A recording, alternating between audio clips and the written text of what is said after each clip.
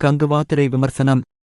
இந்திய சினிமாவில் தெலுங்கு, கன்னடம், இந்தி இண்டஸ்ட்ரி என அனைத்தும் ஒரு பைன் இண்டியன் ஹிட் படத்தை கொடுத்துள்ளது. நம் தமிழ் சினிமா தொடர்ந்து இதில் சறுக்கி வர, இதன் பெரும் முயற்சியாக சிவா இயக்கத்தில் சூர்யா நடிப்பில் பிரமாண்டமாக இன்று வெளிவந்துள்ள கங்குவா பதில் சொன்னதா பார்ப்போம். சூர்யா கோவாவில் ஒரு பவுண்டி ஹண்டராக இருக்க கே.எஸ். ரவிக்குமார் சொல்லும் வேலைகளை செய்து வருகிறார். அப்போது ஒரு சிறுவன் சூர்யாவிடம் வர, அவனை தேடி மிகப்பெரிய ஷியா கும்பல் ஒன்று வருகிறது. அவர்கள் அந்த சிறுவனை வைத்து ஏதோ எக்ஸ்பிரிமெண்ட் செய்து வருகின்றனர். அந்த சிறுவனை ரஷ்யா கும்பல் தூக்கி செல்ல, அங்கிருந்து கதை கற்காலத்திற்கு செல்கிறது.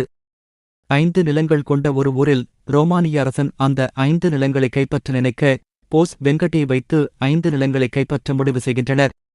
போஸ் வெங்கட் பெருமாச்சி அராத்தி நிலத்திற்கும் எப்படியோ சகுனி வேலை பார்த்து சண்டை மூட்டிவிட, பிறகு பெரிய போர் உருவாகிறது. இந்த போர் வெற்றி யாருக்கு? நிகழ்காலத்தில் அந்த சிறுவன் என்ன ஆனான் என்பதே மீதிக்கதை. 2 உலகம். அந்த 2 உலகத்திலும் சூர்யா ஒரு பையனை காக்க வேண்டுமென்ற கதைக்களத்தை தேர்ந்தெடுத்த சிவா அதில் தன்னால் முடிந்த அளவிற்கு ஒரு பிரமாண்ட பென்சி படத்தை எடுக்க முயற்சித்துள்ளார். இதில் சூர்யா ஒன் மெயின் ஷோ. மொத்த படத்தையும் தன் யானை பல தோளில் சுமந்து செல்கிறார். பிரான்சிஸ் ஆகஸ்ட் கலகலப்பாக 20 நிமிடம் அவர் கதாபாத்திரம் சென்றாலும் கங்குவாக படம் முழுவதும் மிரட்டியுள்ளார். அதிலும் கிளைமேக்ஸில் இந்த வயதிலும் 6 பேக் உடற்கட்டுடன் அவர் செய்யும் சண்டைக் காட்சிகள் பிரமிப்பு. படத்தின் நிகழ்காலம் 20 முதல் 30 வரை நிமிடமே வருகிறது.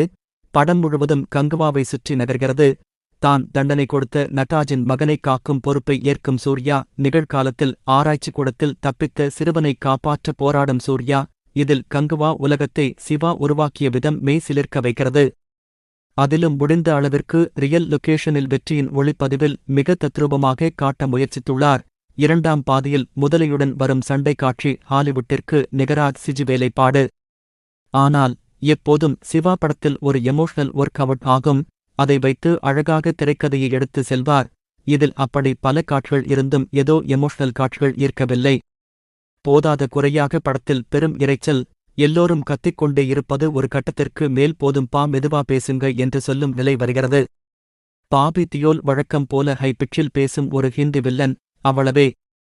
டிஎஸ்பி இசையில் தலைவனை பாடல் மிரட்டல். பின்னணி இசை கொஞ்சம் சத்தத்தை குறைத்திருக்கலாம். வெற்றி ஒளிப்பதிவு. கங்குவா உலகம் சிறப்பாக இருந்தாலும் நிகழ்காலம் பெரும் செயற்கைதனமாக இருக்கிறது. சூர்யா அரக்கதனமான உழைப்பு.